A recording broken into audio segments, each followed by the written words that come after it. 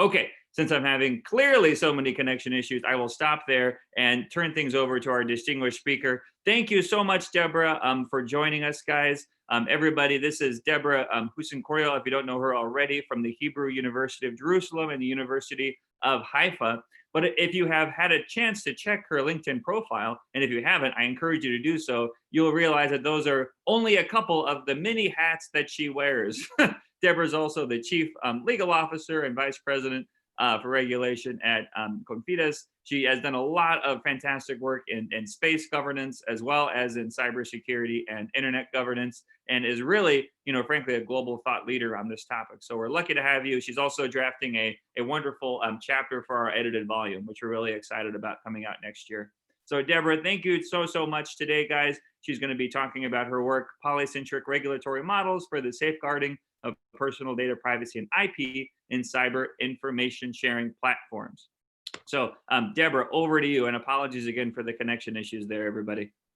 Scott, 1,000 thanks. As I said before we got started officially, I'm so honored to be part of this colloquium and to present to it. The discussions are always fantastic, and I'm really looking forward to the discussion, all the more so because the paper that I'm sharing is very much a work in progress, as you may have been able to tell. So I'm doubly thankful for the opportunity to have the input from all of you. And I'll try to move quickly through the initial slides because I think many people in the room are familiar with information sharing and its polycentric aspects. And before I dive in, I have something not in my notes, but I have an unexpected and joyful shout out to Elgene Camp. I hope she's still with us, whom I haven't. Yeah, I'm here. So the last time we spoke was 20 years ago when I was your student at the Harvard Kennedy School, and never forgotten the great things that I learned in your classroom. The last of which, by the way, 20 years ago was a Zoom call, which was absolutely outrageous at that time. So a shout out to you. It's really, really great to see you here. And again, this community is fantastic. So I'm starting my 25-minute timer. I'll try to be really, really efficient with the timing. Can everybody see the first slide? Perfect. Okay, great. And please give a shout out if I'm going over time or need to be more economical with the discussion. So putting up here the things that I'd like to talk about very briefly, introduce cyber information sharing, why it's important for risk mitigation, look at a working definition and characterize it. One of my favorite examples of information sharing is the WannaCry example from which we'll take a look at. And we'll have a glance at some present modes and dare to look at a more polycentric model. We'll ask what the problem is and what the regulatory challenges are in incentivizing sharers to share. And the focus is really on substantive regulatory challenges. Specifically, we're going to focus on data privacy more than, the title is misleading, more than on the IP issue. It's more timely. And our case study is the Schrems II CJEU decision from July 2020, which if hasn't come to your doorsteps yet, I'd be a little bit shocked. So we'll take a look at what it means for for information sharing. And then I have some concluding observations, and we'll really finish with the questions that I put inside the paper for starting off discussion, and really hope to leave as much time as possible for that. So that's the structure. Let's dig in. So my overall research proposition, if you will, my hidden research agenda, is to aim to establish that the more polycentric the regulatory structure the information sharing platform is, in other words, the more sharers we have that are diverse, government, excuse me, private sector, even individuals, and I'll show an example in a second, the better off we are for oversight of substantive rights, which is a bit of a leap of faith. And I'm really interested in hearing from the folks in the room about any insights that you may have on on substantive rights safeguards and how they benefit from a polycentric approach. And Here are my examples that are sort of putting up on the screen. This is, I think, a little bit wishful thinking, but also a bit of kind of serious analysis. When I try to move towards that conclusion that the more polycentric we are about information sharing in cyberspace, the better off we are. What it strikes me every time I go into my Bank of America account, my passcode's not in there, and I'm offered as an individual consumer to share cyber information. And I think this is fairly unnoticed. Here's another example at my security center. You know, send us suspicious emails, send us the information that you have. I venture that this is really a kind of information sharing light, I admit, that we need to take a look at, or that regulators need to take a look at more closely. And my final example here is that the FBI even invites us. Can you all see this? I'll move our pictures out of the way. Hold on. The FBI invites individuals to file a complaint and to share in free text personal information, detailed information about cybercrime. And this is yet another example, I think, of where we should be going in terms of treating cybersecurity, sorry to use the expression, as a team sport, and really include a diversity of actors as much as we can. But data privacy is already a privacy concern when we're looking at these kinds of things. If you take a look on the left, this is from the one of the questions about the FBI's, on the website of the FBI's gathering of information, and you can see sort of really the detailed personal information that we're asked to share when we report a complaint. We don't have to, but plenty of folks really do. And there's already a Privacy Act statement. This is just to show that there's already a sensitivity that even when the FBI collects information like this, it's constrained by federal regulation, obviously, law and regulation, but it's also very, very careful about, on the one hand, inviting us to share as much personal information as possible, and on the other, covering itself in terms of possible liability. So this is sort of an introduction to where I think we may be going more and more and more as information security becomes more critical. It becomes more critical that it widen its diversity. So that's the intro. Here's the intro to the problem, and this chart is familiar to all of us. It's in some of our dreams, and it's this sort of ubiquitous chart about how much monetary damage cybercrime is causing, the increase over time, and not only monetary damage, but there's more and more and more quantities of data breaches and cyber breaches, and this is only from the US. These are US statistics. Extrapolate this to a global level, and the picture is clear that we have a problem. Not only that, that we have personal data breaches that are, here's sort of a recent shot of some of the more of the headliners in terms of data breaches. And there's been one 10 days ago. Millions of data subjects had their data breached. Website Planet was the reporting site for this, and it barely made the news. I don't even think it was reported in the US press, nothing that I saw. So this is part 2 of our problem. And we have a lot more data. So this is a little bit of a crazy chart. It's the same curve. We have a lot more data to work with in terms of our information sharing. On the one hand, on the other hand, clearly the hostile actors in cyberspace have the same unprecedented quantity of data to work with. So this is a battle for the data as well. What's information sharing for cybersecurity? So here's a working definition. No surprises here.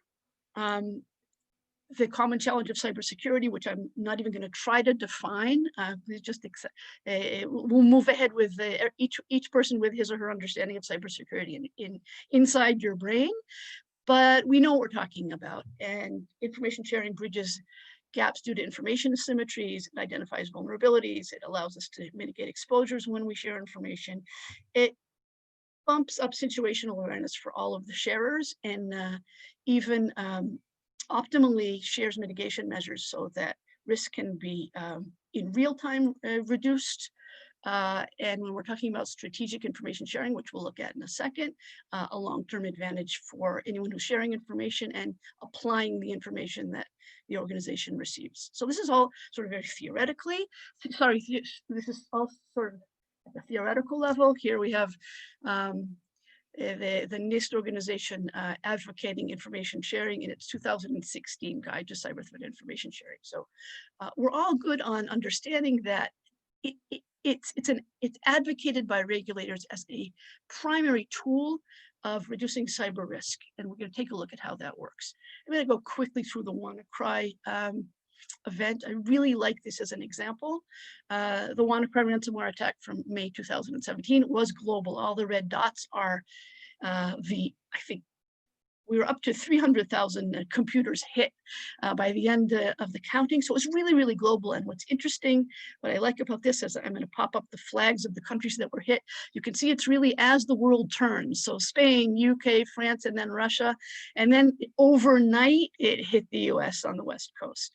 And what was interesting to see in terms of the information sharing, these are the companies that were hit, is that very, very quickly, relatively speaking, within 24 hours, the information about not only the vulnerability and the exposure, but also its remedy and its the patches that need to be done and other mitigation mechanisms sort of coursed around the world very, very, very quickly. And that was because information was shared. You can see sort of the detailing here very rapidly.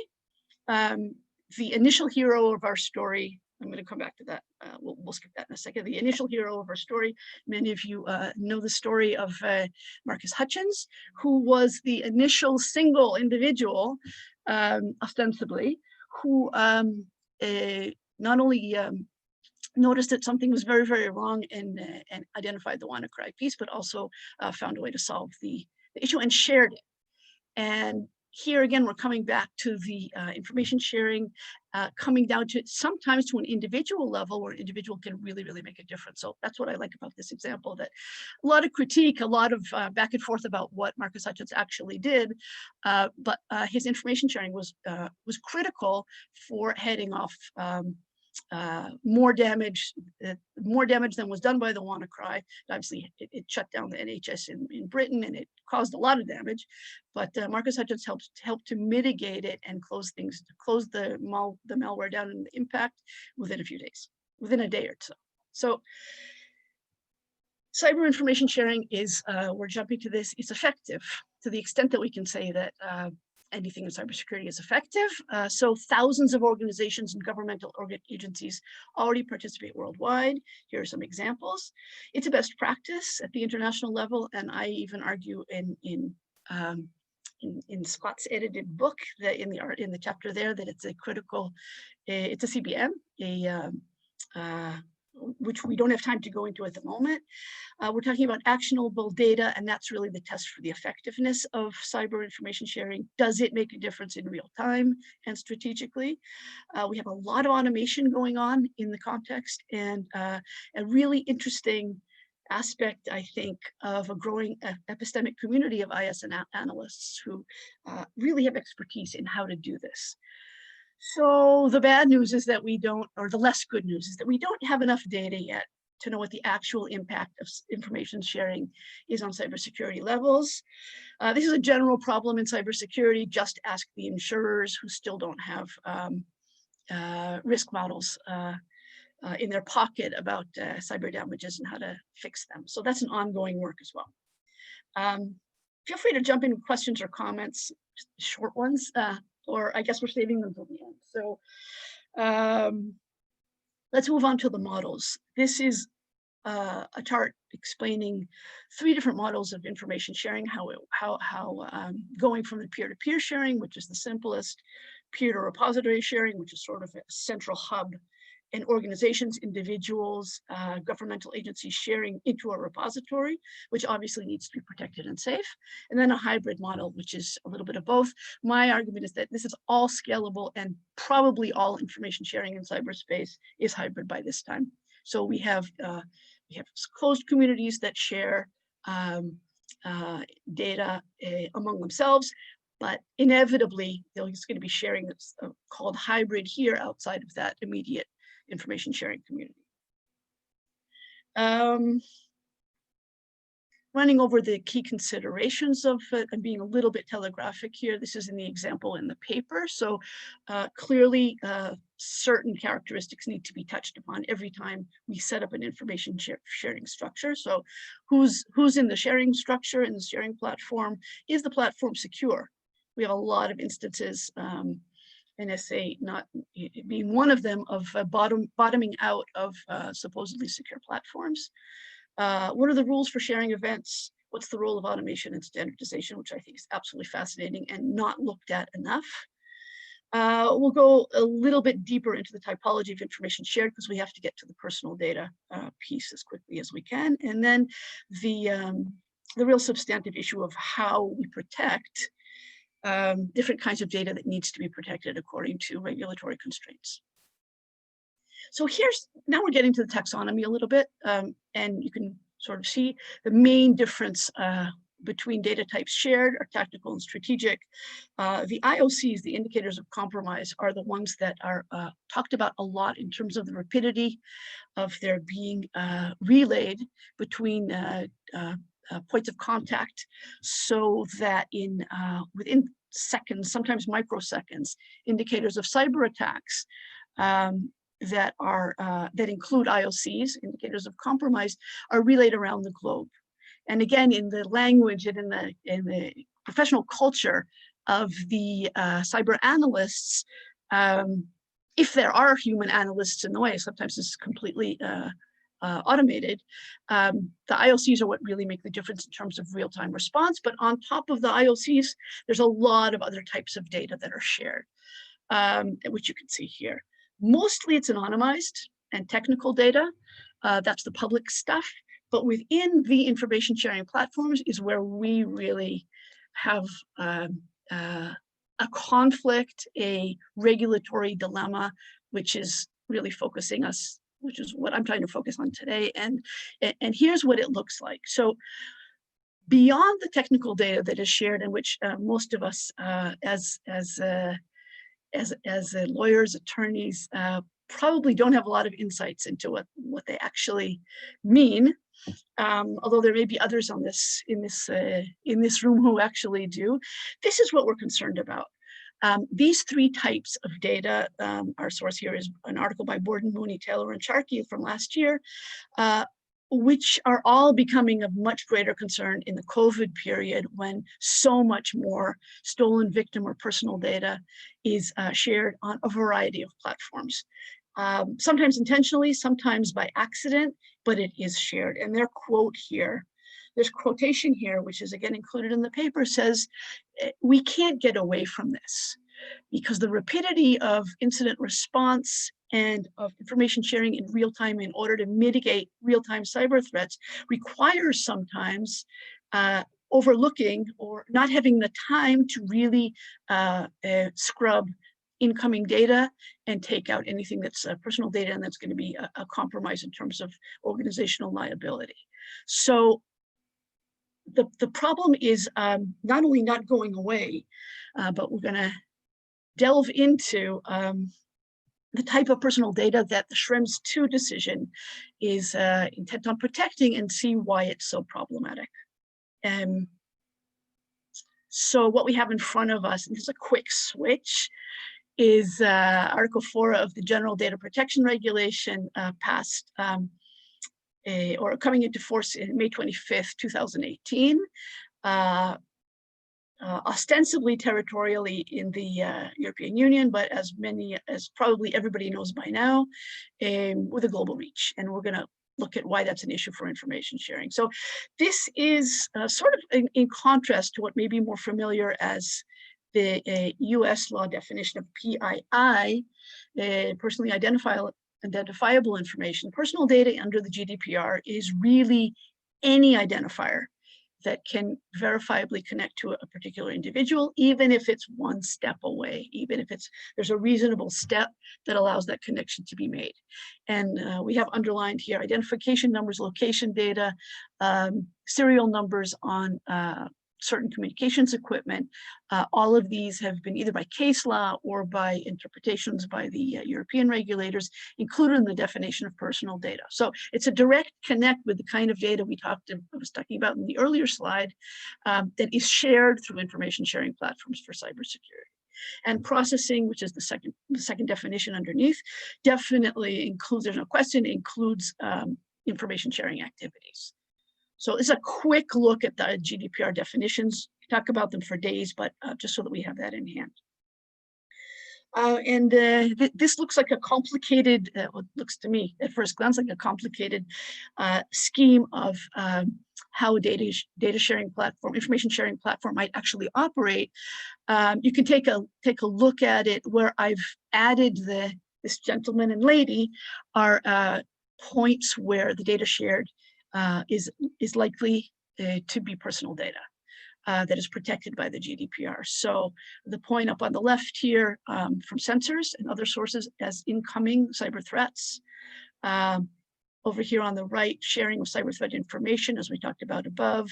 The sharing community may distribute even by email. Hey, look, I saw this threat. Here's the information, and there may be an email address and a name right above that, so that's included. And again, operational cyber threat information down below. So again, this is a really there's a lot of rich data on this slide. I'm going to move ahead so that we can get to the end of the doing. 5 minutes, 5 or 6. So where are we? You're on the okay, Deborah. Feel free to take a bit longer if you'd like to. Yeah, is it okay to breathe? Okay. Please do. Okay, so what's the regulatory challenge and how do we focus on the incentivization of sharers? So we have two kinds of barriers. The operative barriers, which are actually really interesting in and of themselves, because regulators need to get over the operative barriers before they can overcome the substantive ones. So the trust establishment, which is always a core issue. How do you do that? Do you do that by how do you draw the in-group circle around the sharers? Do you do it by charging money for folks to participate, organizations to participate? Do you do it by a certain vetting process, which most platforms have? That's an open question for regulators, and various regulatory strategies have been tried. Again, very hard to measure how what the level of trust on a given platform is, but it's certainly an operative barrier.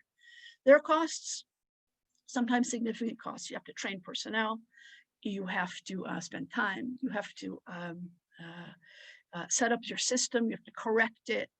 There's lack of transparency sometimes regarding the robustness and the confidentiality of platforms. I've talked about that before. And finally, the regulatory redundancy. We have this in Israel, and to just bring in a personal professional note, when my company does incident response, and I need to take care of with others with the regulatory notifications, the redundancy sometimes, especially in the financial sector, of regulatory notifications of cyber breaches and data breaches that may need to be made to a data protection regulator, to a financial regulator, to, if it's an insurance company, to specifically an insurance regulator, and to stock exchanges as well. This is confusing for participants, and we're not yet at the stage where the notifications that are required have any sort of standardization. So that's a wrinkle that is an operative one that has yet to be ironed out, and it's a barrier for organizations, maybe only in real time, but there's a real pulling away from it and a real reluctance to overcome that operative barrier. And the result may be, hey, we're not going to share in real time because we're not sure of our footing here and what the redundancy here it might be with respect to different regulators. So that's just the intro. The real challenge that I'm interested in grappling with is the normative challenge. So there are substantive legal issues with respect to organizational IP. Organizations don't want to share their IP, and justifiably so. There are many, many ramifications of that. They may need to if they're going to share effective information and timely and actionable information with other organizations. Antitrust is also a concern. So if if we're talking about a sectoral platform, again in the financial sector, so if the 4 out of 9 banks in the Israeli banking sector are sharing information about both tactical and strategic information about cyber exposures, there may be some there are antitrust considerations that need to be dealt with, and which have been regulatory. But the real focus for this, the current research is about potential exposure of protected personal data. Again, it may be intentional exposure, it may be, or sharing, it may be non-intentional. Other considerations are a lack of statutory limitation on the purposes of governmental regulation of such data, data breaches impacting the platforms themselves, and finally, non-transparent sharing via government channels or even private sector channels with agencies and actors, which is where the Schrems II decision comes into play. And that's where we're headed right now. So this is Max Schrems holding Facebook between his 2 hands. This is the second time he's taken on Facebook and won. First as a law student in Austria, and now as an attorney in Austria. I'm not sure he's still based in Austria. And the organization that he heads right now, and which didn't formally it wasn't formally part of the suit that he brought. Does anyone know what NOYB stands for, the name of his organization? None of your business. So it's a data privacy organization that has wears its motto on its sleeve. The basis for his claim and others who claimed with him, was a violation of the GDPR, the General Data Protection Regulation, which we've referenced, and which is represented here. I'll talk about this cartoon in a second, which is the latest iteration of the data protection law of the European Union. And I use this cartoon not to be facetious and not to treat the GDPR lightly, or with any sense that it's a sort of a light issue, but I think we do need a little bit of humor when we talk about it, because it really changed at a global level the way that data protection is, personal data protection is being treated. And the question that the young pupil is asking is really the question that the GDPR asks about any sharing of the personal information that we had saw defined a little bit above. Organizations cannot use personal data of European data subjects without letting them know exactly what the use of the data is going to be. And that's sort of the most bottom line, simplistic way for me to talk about the GDPR without going into more detail. I want to get to the meat of the case. So Article 44 of the GDPR sets out the principles for transferring any personal data outside of the European Union. And it says very, very clearly that any transfer outside of the EU of personal data of Europeans needs to be protected and safeguarded at the same level that the EU provides, and that it's the responsibility of the transferring organization to so ensure. The Privacy Shield framework between the EU and the United States, which came into force in 2016 after Max Schrems' first victory over Facebook through the European courts. And Privacy Shield sort of put a V on the EU and US data sharing and said it's okay, it's adequate. The US has an adequate level of data protection, and EU personal data can be transferred to data platforms, organizations in the US, as long as they subscribe, the organizations on the US side subscribe to the Privacy Shield levels. The Schrems ruling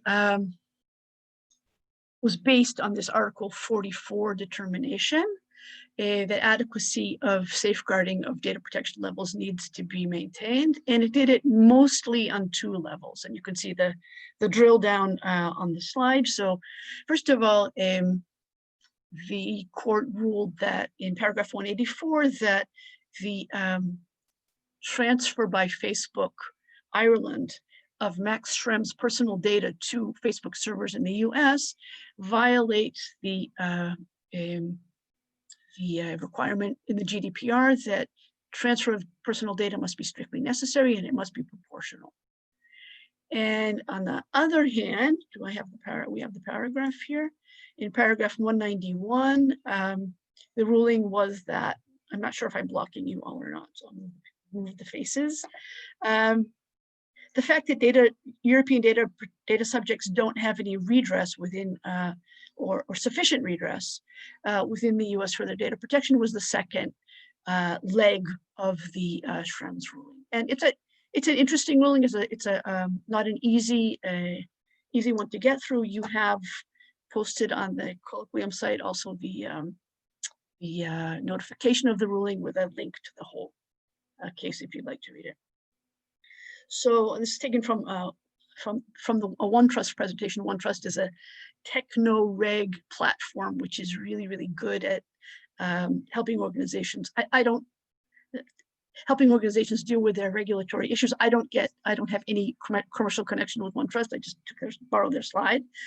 So the court really said to European organizations, you can't transfer personal data if you're relying on Privacy Shield with the US, or if you're relying on standard contractual clauses, standard contractual clauses, SCCs.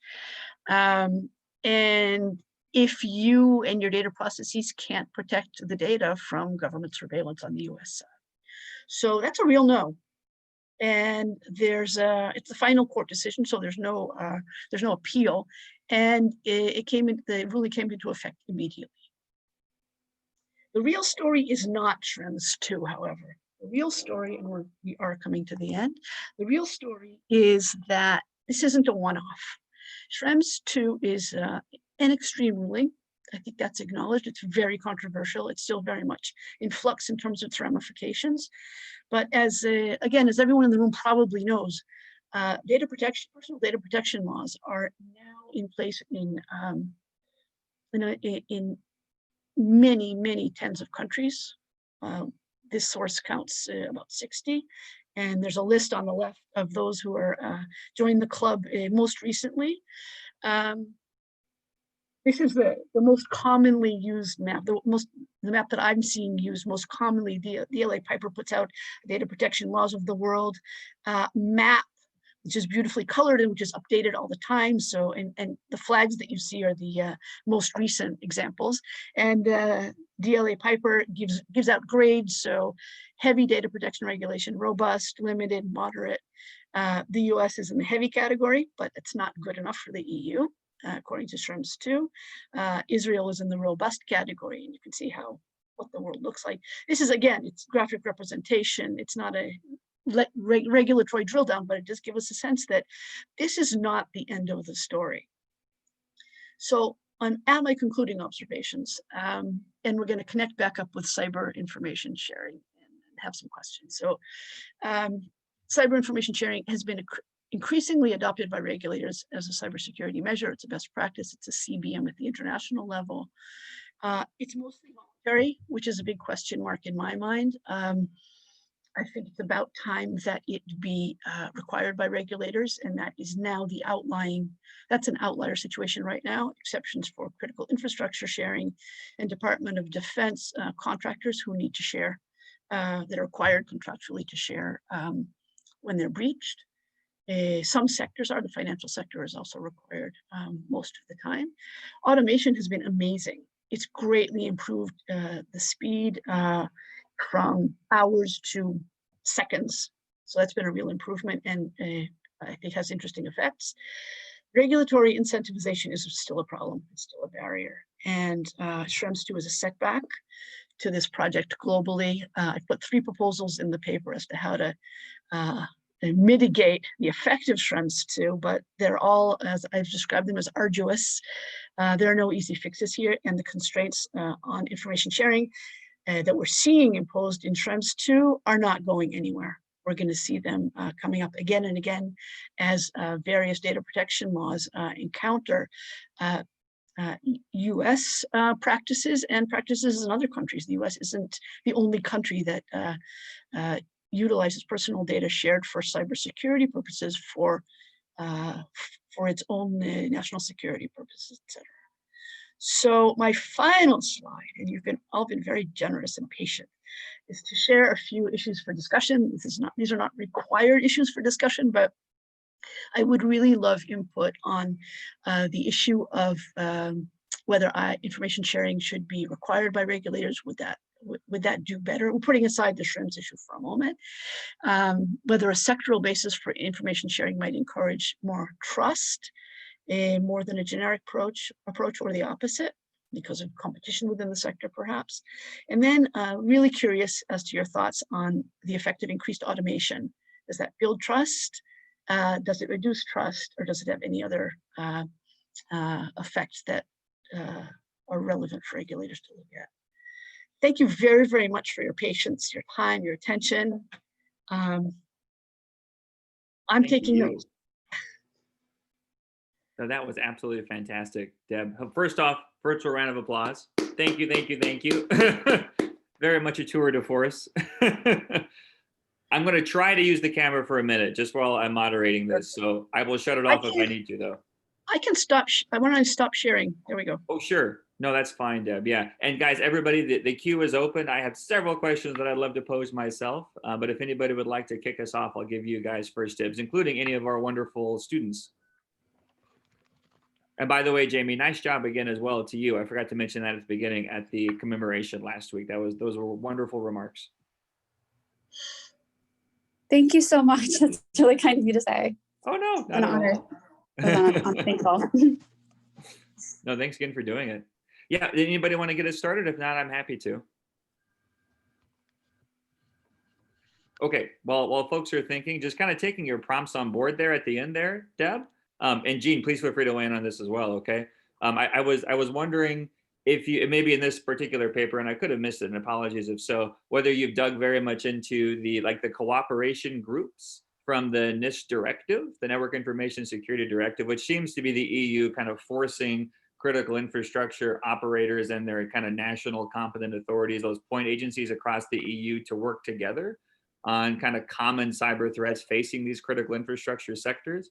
And I'm kind of wondering is whether or not you think that's a useful model. Is that too much, government intervention there to kind of forcing these conversations? Is it better to let them happen more organically, kind of at the level of, for example, cybersecurity professionals versus, having these agencies take a front and center approach?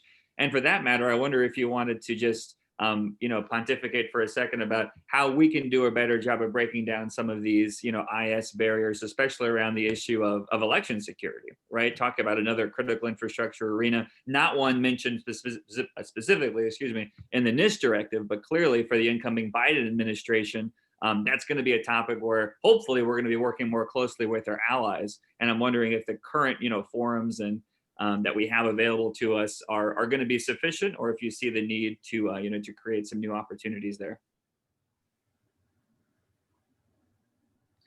Should we collect, or up to you? Collect questions or just go? Oh, sorry. Okay. If you want to start with that, feel free. And sure. No, I'd love to. I'd love to. Those really great questions. It looks like Brian jumped on next, and anybody else, again, feel free to either use the chat box or use raise hand so we can keep track. So really, really great questions. And actually, Scott, you're outing me a little bit in terms of cultural biases, and that's important. And I think it's an important piece to bring in. We didn't say this, but I'm Israel-based, and I'm Israeli. My entire professional career has been here, and I'll speak for Israeli regulatory approaches, but I think many countries outside of the US, to your question about whether to require information sharing or require anything regulatory. I think anyway, in Israel, the approach, certainly in Europe, the approach is much more favorable to government intervention or management of these issues. And I should have been more explicit about that. It's a regulatory cultural issue, I think. I think it's a really key issue for information sharing that crosses borders. So US companies may be absolutely underinterested, and we saw them actually in the groups that you're talking about, the ISACs, the Information Sharing and Analysis Centers, you're nodding your head, which were set up by industry organizations who wanted nothing to do with sharing their cyber information with the government. And the government doesn't sit in those groups. That would never happen in Israel, probably not in the EU. So I think you're really flagging a key regulatory issue. We all know that cyber information has to be global, or else it loses its impact. It loses its availability, its usability. I don't know how we resolve that. I think circumstances may actually push us to require, again, I'm going to the polycentric model as sort of the safest ground, and really would like to hear from you. Maybe what we do is we say the more the merrier, and we put folks around the table that are government, private, individuals, academia, and NGOs, and then require that sharing. I think that's the direction I'm headed in anyway. So I'm not sure whether I answered 100%, but thank you for flagging that. I think it's a really key issue, and I need to include that as well. Oh, no, it's fantastic. I really appreciate that, Deb. And Jean, I saw you unmuted. Did you want to go next, or did you want Brian to go next? Brian can go. I'll be after him.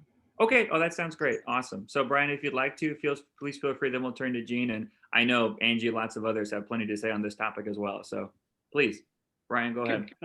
Interesting stuff. Comments and then questions, and the comments are in the chat, because since this is ongoing, and in terms of polycentricity, you kind of emphasize the information advantages of diverse information, and it seems like you could talk more about or look more into other aspects of polycentricity.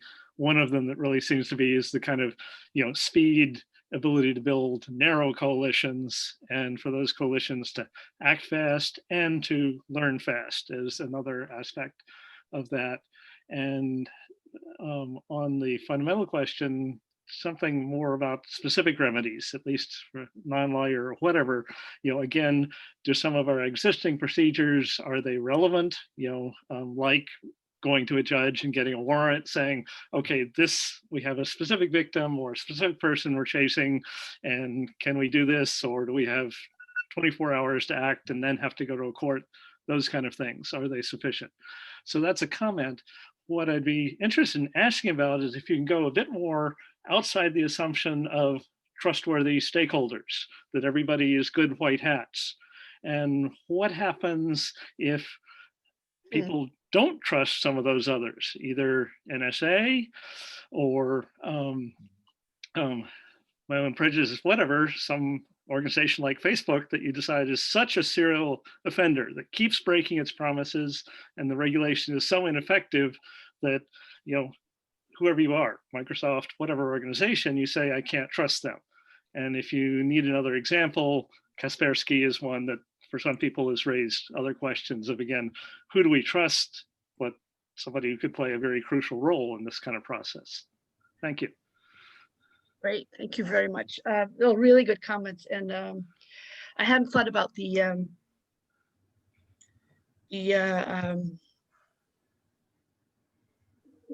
point that you raised about rating the trustworthiness of shareholders, and to what degree there needs to be a common understanding of trust, and that's really, really helpful. Thank you. Was there a question I didn't hit? Awesome. More just what you could do about it, and my conjecture is being ready to withdraw trust. I don't know. Withdraw trust, but take the information anyway. No, just some kind of arrangement that, okay, you trust for a while, but you're ready to back out. You're not as locked into it. that so that, okay, for now we'll trust, whoever it is, Facebook or Kaspersky, but they're, they're on probation, whatever, or something.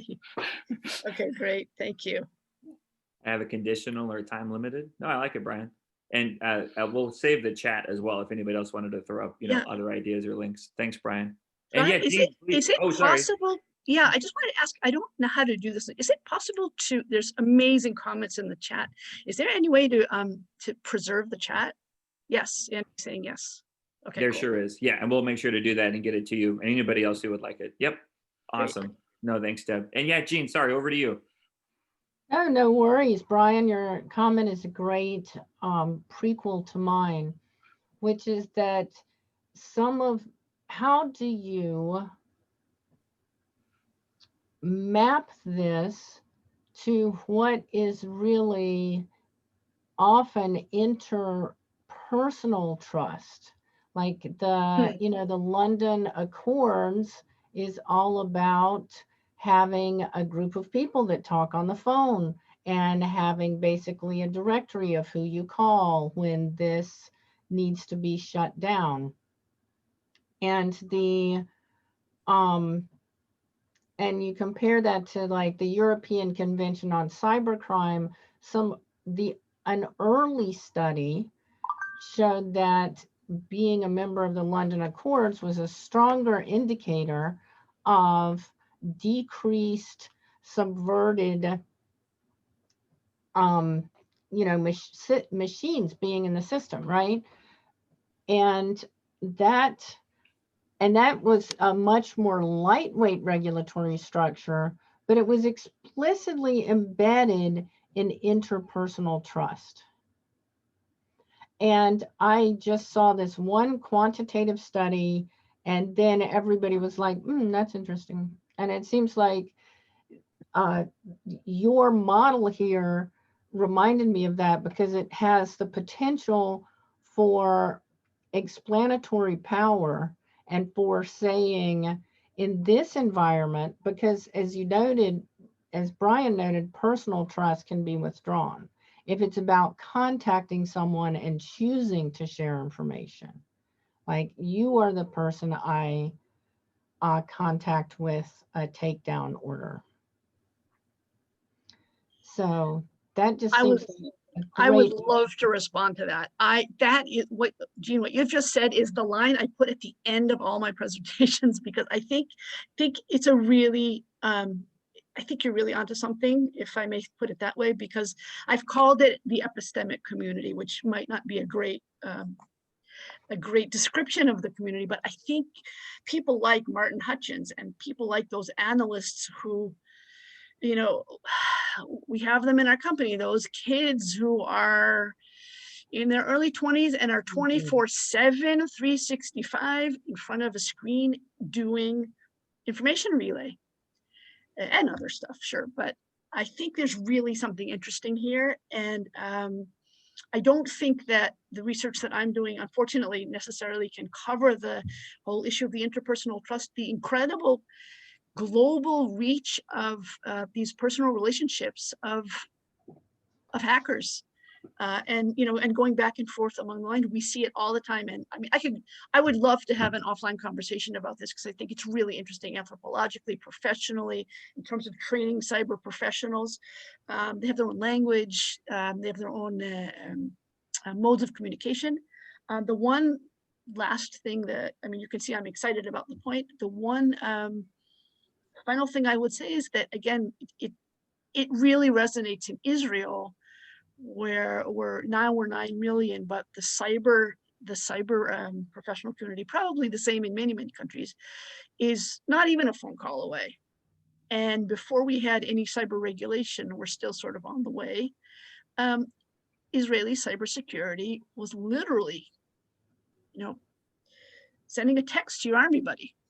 And that's how it worked, because your army buddy was, unfortunately, gender issues aside, was the man who was running critical infrastructure next door to your critical infrastructure. And the way that you guys could cooperate was that's how it worked, and to a certain extent still works. So I can go on for a long time about this point. I would love to have a conversation with you about how to move that ahead. I think it's really important.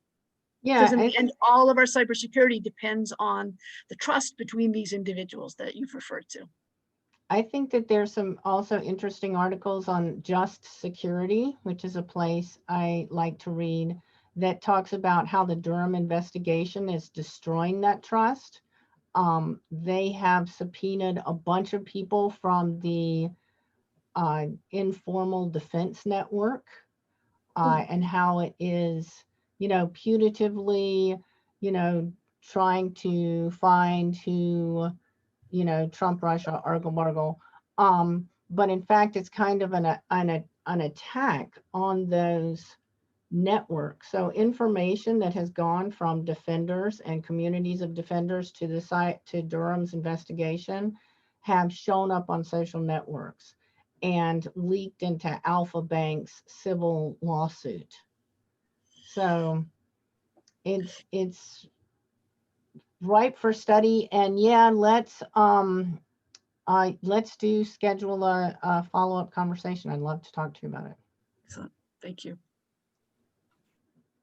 Fantastic. I included a few links for everybody else, including the Just Security, and a few other information sharing and analysis, approaches anyway, for just reference. And then any other questions or comments for Deb? We don't have too much more time left. One question that I had, Deb, and this is just because I haven't been following it, but frankly, with an incoming Biden administration, maybe it's going to come to the fore again. There was this big push late in the Obama administration to do away with this sector-specific model, or at least, maybe not do away with it, but to supplement it with this effort to break down these kind of sector-specific barriers and move toward these information sharing and analysis organizations, or ISAOs, so that the equivalent of, a water utility can share best practices with, a financial firm or a hospital, et cetera, a bit more readily. And I don't have a good sense for, frankly, what, if anything, has been happening with that, especially during the Trump administration. My guess is not nearly as much, but have you seen that kind of a model play out and have some success in Israel or across Europe or more broadly? So not, in other words, having such a sector-specific approach here? Yes, and I know I've heard you talk about this before, and actually that's what it prompted my interest in putting the question up. I was hoping for your insights on that, Scott, but you're putting it back on me. No, sorry about that. No, Clearly, no, I have some no. homework to do too. I don't know. Are we allowed to say that? I see specific examples within the financial sector globally, especially the sectoral approach has done a lot of good for information sharing. Specifically, we'll remember the big hack of SWIFT, the bank communication system, bank money transfer system, but interbank. They were hacked, which is absolutely ridiculous. But they were, and undertook a huge sectoral information sharing initiative, which has worked really, really well since then, at least as far as we know, right? So that has worked really well. I know that the ISACs that are sectoral work sort of adequately in the US. There's room for improvement. But I think if I can sidestep your question, would that be okay, instead of saying I don't know? I think I'll go back to those models, because I think what I've seen through the research is that even the closed platforms are necessarily modular. So stuff leaks and information is shared, maybe not the hardcore, but real-time stuff is shared. So I'm not sure, I'm not on the inside of these kind of financial information sharing platforms. Maybe there's stuff that's not. So I guess I would sidestep your question and say anything that's sectoral, that's working really well is probably going to